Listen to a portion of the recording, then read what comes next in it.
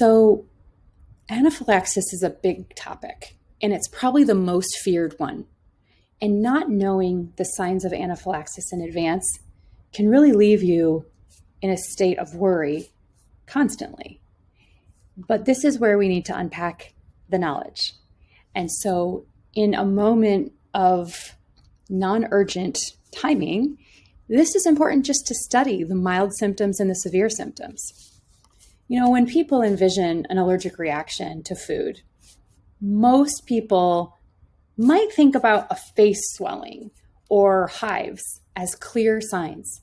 And pop culture would lead us to believe that to be the case. We see it in movies, we've seen it in TV shows. Well, in reality, those may be some symptoms, but they're not always the first symptoms.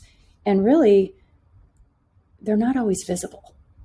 Symptoms could be internal and not presenting right away. So it's important to know the differences between these mild and severe symptoms, the variety of ways that it can present itself, and really a healthy respect for the fact that every body is different. And you cannot clearly distinguish a mild or a severe food allergy. That's not a thing. Only the reactions may be mild or severe.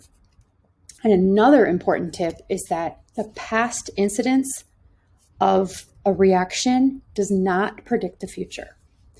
And this is unfortunate because a lot of times we live through experience so that we can get better in time. When we know better, we do better. Well, with food allergy, each reaction is its own. And that means that we can't really rely on the past to teach us about the future. But what we can do is learn these symptoms, and we can pay attention to them in a non-urgent situation. And really, you'll have a printout of all of these symptoms hanging in your house, and we'll get to that in a little while.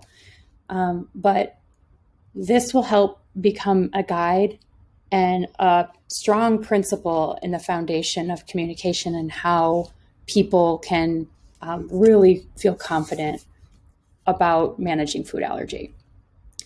Mild symptoms include experiencing one of the below, and these are itchy, runny nose, itchy mouth, mild itching or a few hives on the skin, discomfort in the gut, or even nausea. But if you have two or more of these symptoms, go right to epinephrine. Now, for treating the mild symptoms, you can use an antihistamine. But severe symptoms are unique to each person. And if any of these occur, epinephrine is the first and fast protocol. Lung, if there's shortness of breath, wheezing, or repetitive coughing. Heart, if you notice the skin is turning pale or bluish.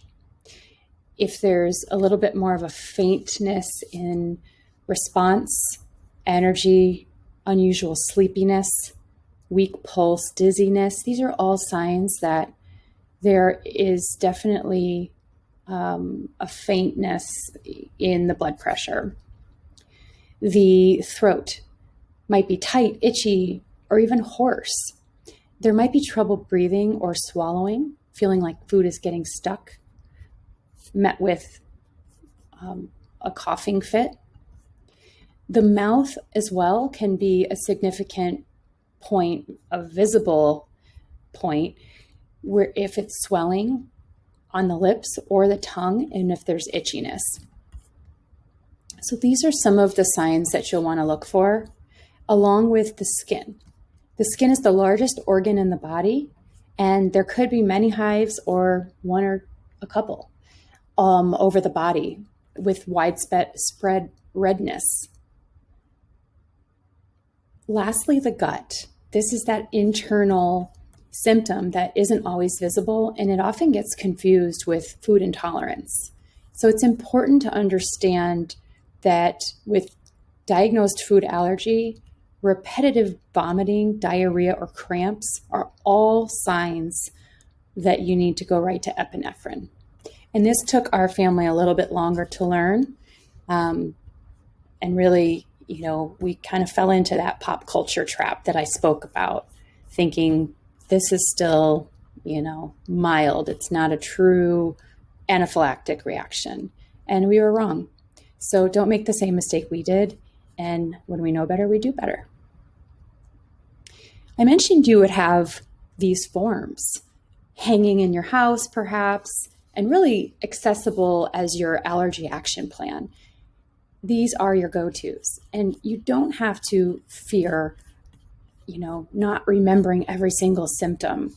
If you have access to printed forms that you put in places that make sense, an allergy bag, a glove compartment of your car, hanging up in cupboards on every level of your house, in primary caregiver and secondary caregivers' hands, these are good places to be.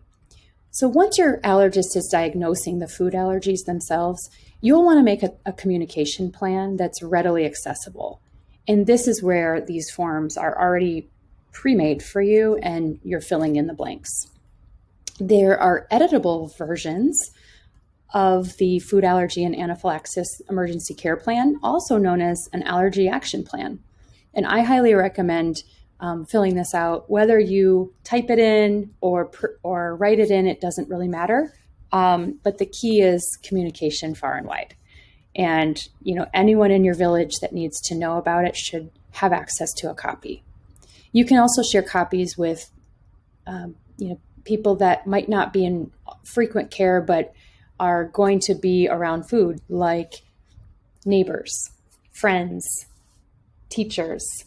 So the list could go on and on. Just think of your village and where food interactions take place. And that way, if your child is ever in another person's care, they can have easy access as well to what the protocol says for treating anaphylaxis or mild symptoms. The epi is our friend. So if you're like me, you might initially struggle with seeing epinephrine as scary. And that's okay. I was there too. After all, it has a needle in it. It is a potent drug. And, it can literally save a life within minutes. So I'll admit that I used to be afraid of using epinephrine and thought of it as a last resort. I would hide it in an allergy bag and hope I never had to use it or see it. And God forbid, show my kids. But don't make the same mistake. Once a severe reaction starts, even if it seems mild in the beginning, the only way to really stop it is to use epinephrine. This picture is of our daughter. Once our son had an anaphylactic reaction and was terrified of the needle, it made me realize that we had protected him from food, but we had overprotected him from the epi. And that was a problem because he was scared of the needle. He didn't want the shot because of the needle. Once we gave him the trainer, once we allowed our kids to play with the practice trainer, it was normalized. It was a tool, a pen in our purse, a pen in the backpack. And we had heard the AVIQ in this case talking about the instructions in the playroom. And this picture I snapped was of our daughter just playing with her doll and giving it the EpiPen.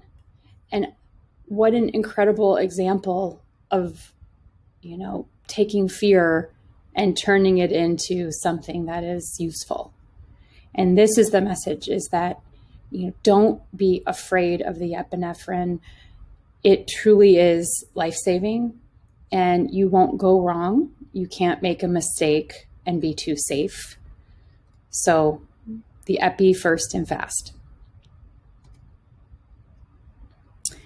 So to that point, we want to talk a little bit more about flipping the script. on epinephrine and really looking at it as a friend. So here are 5 tips that will ease your mind. We want to flip that script on fear and see epinephrine as a pen, a helpful tool in our bag or backpack. So remember the 5 F's. First, fast and free from fear. If you think of the epi as an ambulance for the body, this is actually a good visual because it really is the only true emergency responder that can reverse the symptoms during anaphylaxis. So antihistamines will not save lives in a severe reaction. When in doubt, use the epi. It's very safe. It's an artificial form of adrenaline.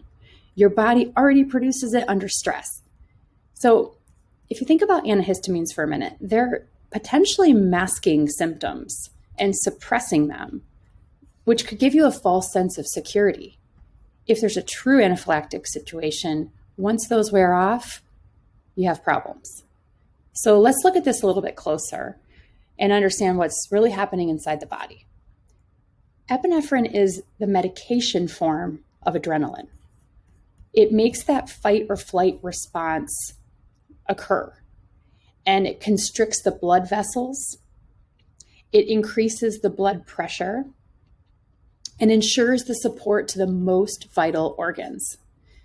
It also helps relax the muscles around your lungs and expand the tubes that bring the air into the lungs, which makes the heartbeat faster and really everything work faster, right? To get your body back into balance. You can think of epinephrine as that ambulance for your body. And that's why I like to think of that example. So my tips for you are absolutely keep those trainers out for everyone.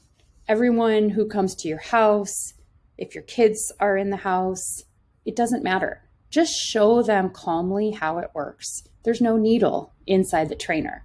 So you can let them practice on their toys.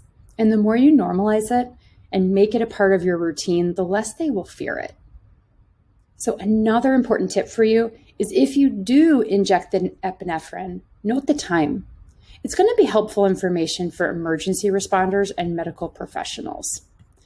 And this is really key. You'll also want to keep a log long-term of these reactions so that you can give your allergist good information on the timing of the reaction, how much food was ingested, what were the symptoms specifically. So try to keep a specific log if you could.